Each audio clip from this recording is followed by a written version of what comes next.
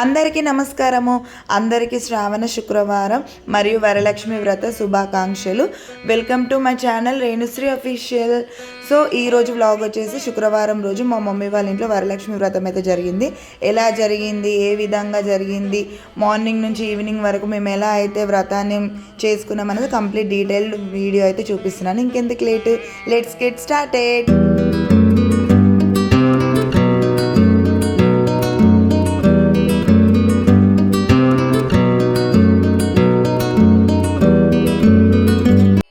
So ఒకరోజు ముందే నేను మా మమ్మీ వాళ్ళ ఊరికి అయితే వచ్చేసాను. థర్స్డే రోజు నైట్ అయితే వచ్చాను.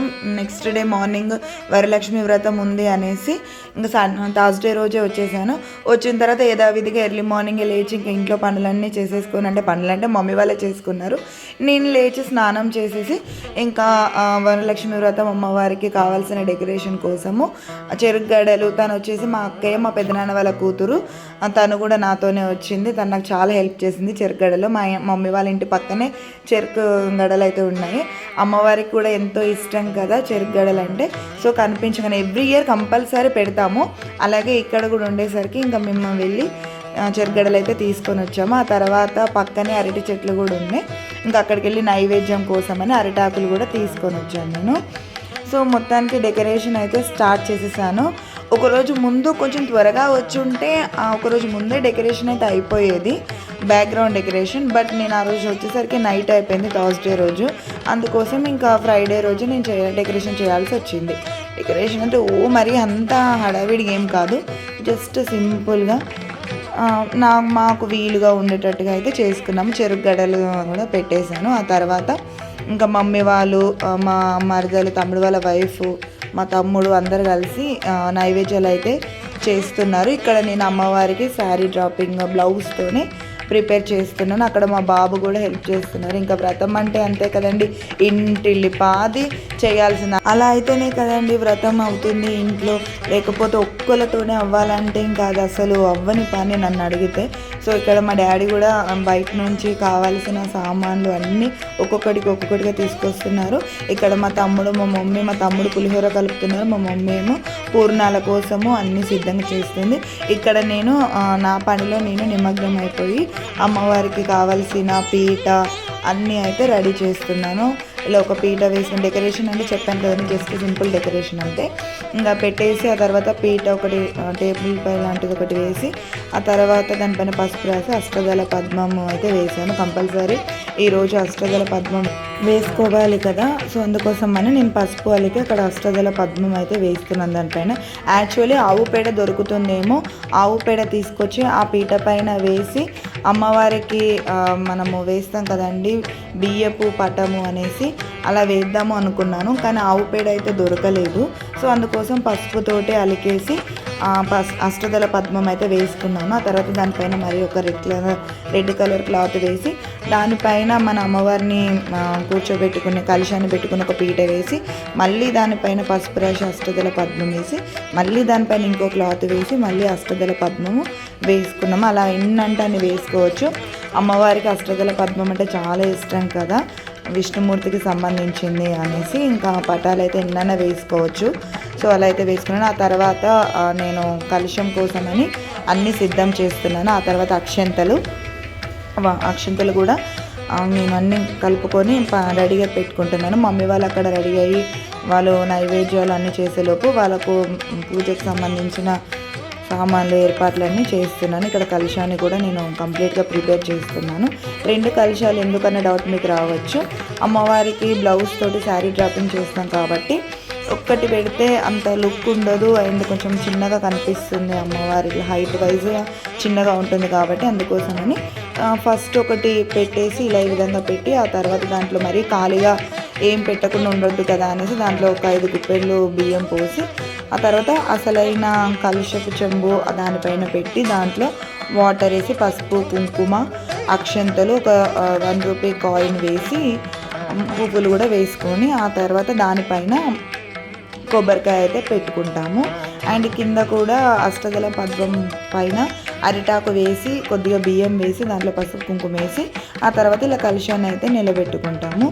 ఇంకా వ్రతం వచ్చేసి మమ్మీ వాళ్ళ ఇంట్లో కాబట్టి మమ్మీయే కలశం నిలబెట్టాలి కాబట్టి ఇంకా మమ్మీని పిలిస్తే తనే వచ్చి కలశాన్ని అయితే నిలబెట్టి అక్కడ పెట్టేసి ఆ మమ్మీ మళ్ళీ యథావిధిగా పనులు చేసుకోవడానికి వెళ్ళింది. ఆ తర్వాత కలశం డెకరేషన్ అయితే నేను ఆల్రెడీ ఇందాక శారీ అంతా సెట్ చేశాను, బ్లౌజ్ పీసెస్ ఈ ఆ రెండింటిని అయితే సెట్ చేశాను కదా, వాటితోటే నేను శారీ డ్రాపింగ్ అయితే చేస్తున్నాను. కొంచెం సౌండ్ డిస్టర్బ్ అవుతుంది, ఇక్కడ చుట్టూరు అందరూ ఉన్నారు, సో అందుకే కొంచెం వాయిస్ అయితే వస్తుంది. అండ్ అదే కాక నాకు కొంచెం జలుబు కూడా అయింది. ఇక్కడ అక్కడ ఈ మధ్యలో శ్రావణ మాసం స్టార్ట్ అయినప్పటి నుంచి బాగా తిరగడం అయింది, అందులోనూ వర్షాలు, సో గొంతు పట్టేసి లైట్గా జలుబు కూడా అయింది, అందుకే నా వాయిస్ కూడా ఇలా వస్తుంది. ఒకవేళ మీకు కొంచెం ఇబ్బందిగా అనిపిస్తే ఇగ్నోర్ చేయండి నా వాయిస్ని.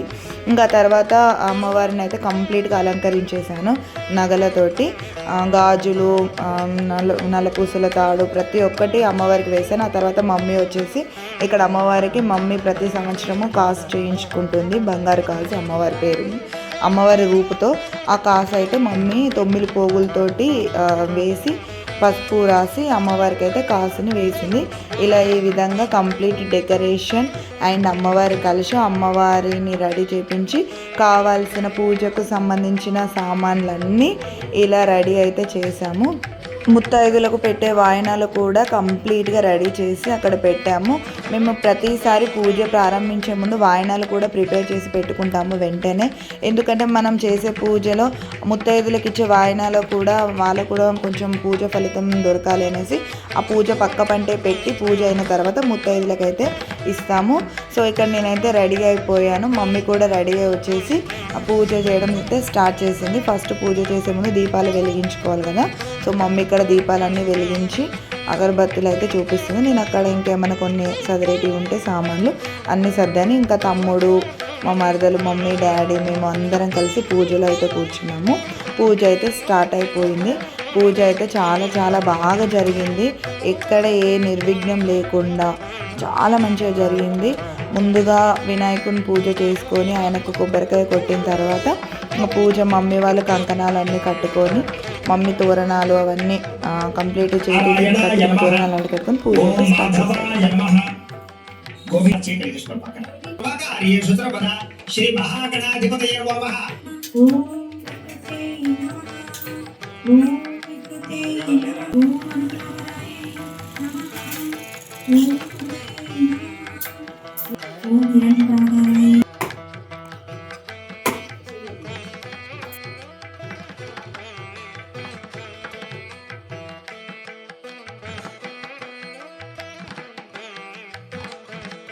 స్త్రీల సర్వ సౌభాగ్యములు పొంది పుత్ర పౌత్రాభివృద్ధులతో భరించినటువంటి తగినటువంటి వ్రతములు ఒక చేసి వరలక్ష్మి వ్రతం అనే ఒక వ్రతం ఉన్నది. శ్రావణ మాసంలో పౌర్ణమి ముందు వచ్చి చూడినటువంటి శుక్రవారం రోజున ఈ వ్రతాన్ని చేయవలనని పరమేశ్వరుడు పార్వతీదేవికి చెప్పారు.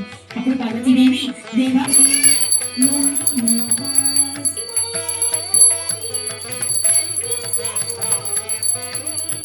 వ్రతం పూజ అయితే చాలా బాగా జరిగింది, మంచిగా సక్సెస్ఫుల్గా కంప్లీట్ అయిపోయింది. ఇంకా తర్వాత మమ్మీ డాడీ ఆశీర్వాదం అయితే తీసుకుంది.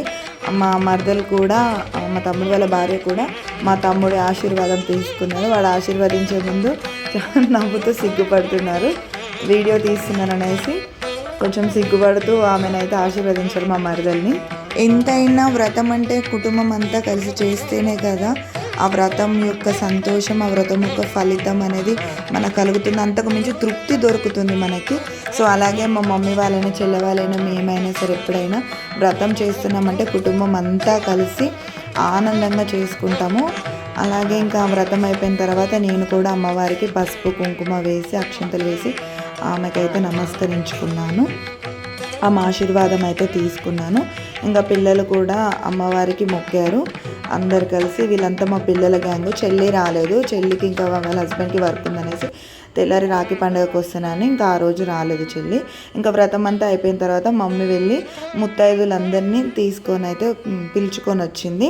ముత్తైదులు అంటే ఎవరో కాదు, అందరూ మా బంధువులే, మా వాళ్ళే, మా చుట్టూరు ఉన్న వాళ్ళందరూ, మా అక్కయ్యలు, మా వదినలు, మా బాపమ్మ, మా అత్తమ్మ, వీళ్ళందరూ ఇలాగే చుట్టాలే మా వాళ్ళంతా.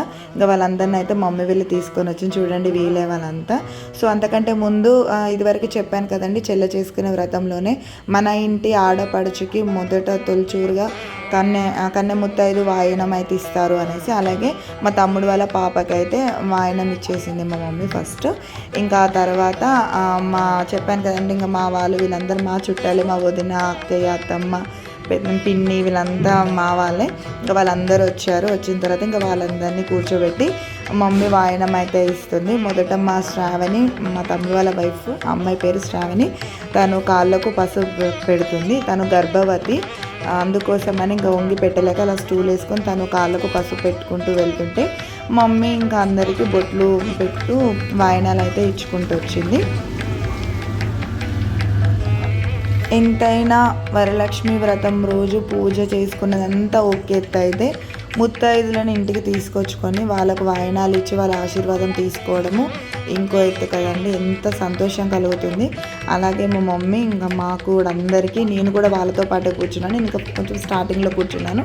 చెప్పాను కదండి, ఫస్ట్ వాయనము మమ్మీ ఆడపడుచులకే ఇస్తుంది అనేసి. ముందుగా మా తమ్ముడు వాళ్ళ కూతురికి ఇచ్చిన తర్వాత ఇంకా నా నుంచి మళ్ళీ స్టార్ట్ చేసింది మమ్మీ. ఇంకా అలాగే అందరికీ పెట్టుకుంటూ వెళ్ళింది. 9 మంది ముత్తైదులు ఒకటేసారి వచ్చారు మమ్మీకి, అందరు కలిసి. ఇంకా అందరికీ సంతోషంగా వాయనాలన్నీ పెట్టుకొని వాళ్ళ ఆశీర్వాదం తీసుకొని, తను వచ్చేసి మా బాపమ్మ, తనకి కూడా వాయనము ప్రసాదాలు అన్నీ ఇచ్చింది. ఇంకా అందరూ ఆశీర్వాదం తీసుకున్న తర్వాత అందరూ మంచిగా దీవించి ప్రసాదాలు అక్కడే తిన్నారు. తినేసి ఇంకా కొద్దిసేపు అలా మాట్లాడి అందరైతే మళ్ళీ వస్తాము అనుకుంటే సంతోషంగా వెళ్ళారు.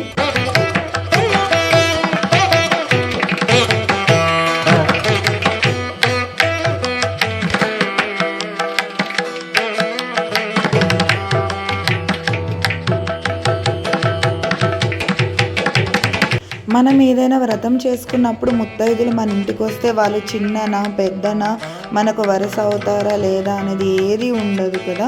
అందరూ ప్రతి ఒక్కరి దగ్గర మన ఆశీర్వాదం తీసుకోవాల్సిందే.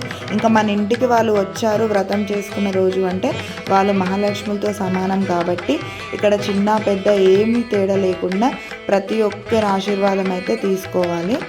అందరికీ తెలుసు, ఎవరైనా తెలియని వాళ్ళు ఉంటే తెలుసుకుంటారు అనేసి నేను చెప్తున్నాను.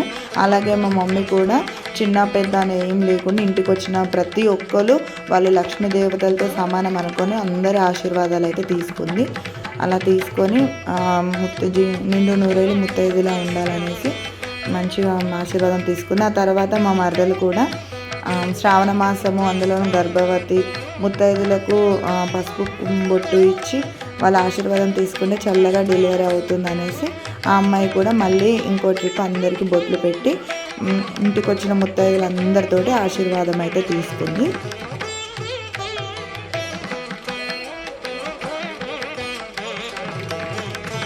సో ఫైనల్గా వ్రతం అయితే కంప్లీట్ అయిపోయింది మా మమ్మీది సక్సెస్ఫుల్గా.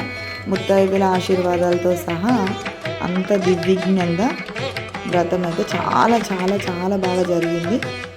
మా మమ్మీ మా డాడీకి అయితే చాలా తృప్తిగా అనిపించిందంట వ్రతము. ప్రతి సంవత్సరం అనిపిస్తుంది, అలాగే ఈ సంవత్సరం కూడా అనిపించిందంట. ఇంకా వచ్చిన ముత్తైదులకి మళ్ళీ మళ్ళీ వడ్డించుకుంటూ వాళ్ళకు ప్రసాదాలు అయితే పెట్టింది.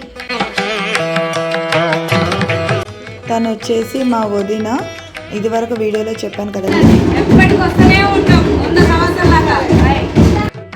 ఆ తర్వాత మమ్మల్ని కూడా మాకు వరుసగా వదిన అవుతుంది, మా పక్కనే ఉంటుంది. తను కూడా ఆ రోజు వరలక్ష్మి వ్రతం చేసుకుంటుంది. సో మమ్మల్ని పిలిచింది ఆ రోజు. ఇంకా నేను మమ్మీ కూడా అక్కడికి వెళ్ళేసి మేము అక్కడ వాయనం అయితే తీసుకున్నాము. ఆ రోజు వరలక్ష్మి వ్రతమే కదండి, అందరూ ఇళ్ళల్లో చేసుకుంటారు. అలాగే మమ్మల్ని పిలిచిన వాళ్ళందరి ఇంటికి వెళ్ళేసి మేము కూడా వాయనం అయితే తీసుకొని వచ్చేసాము. చాలా చాలా సంతోషంగా అనిపించిందండి. వరలక్ష్మి వ్రతం వచ్చిందంటే చాలు ఇంటింటికి వెళ్ళి వాయనాలు తీసుకోవడం, మనం వాళ్ళకి వాయనం ఇవ్వడము ఆడవాళ్ళకైతే ఒక పెద్ద పండగనే. సో మేము కూడా చాలా హ్యాపీగా అయితే మంచిగా అనిపించింది. ఇలా మేము మమ్మీ వాయనం ఇవ్వడము, మేము కూడా తీసుకోవడం అలాదంతా మంచిగా అనిపించింది. ఇంకా తర్వాత ఈవినింగ్ 6 అయింది. ఇంకా సంధ్యా వేళ అంతా క్లీన్ చేసుకొని ఆ రోజు పౌర్ణమి కావడంతో ఇంకా మమ్మీ డాడీతో ఇంటికి గుమ్మడికాయతో దిష్టి అయితే తీయిస్తుంది. యాక్చువల్లీ మార్నింగ్ తీసుకోవచ్చు లేదా ఈవినింగ్ అన్నా తీసుకోవచ్చు. మార్నింగ్ వీలు అవ్వలేదు, డాడీకి వర్క్ ఉండడం వల్ల కొంచెం లేట్గా ఇంటికి వచ్చారు. సో అందుకోసమని ఈవినింగ్ 6 అయ్యాక డాడీ తోటి ఇలా ఇంటికి డిస్ట్రిబ్యూట్ గుమ్మడికాయ అయితే కొట్టించింది మమ్మీ. ఆ తర్వాత గుమ్మడికాయ పైన పసుపు కుంకుమ వేసుకుంది.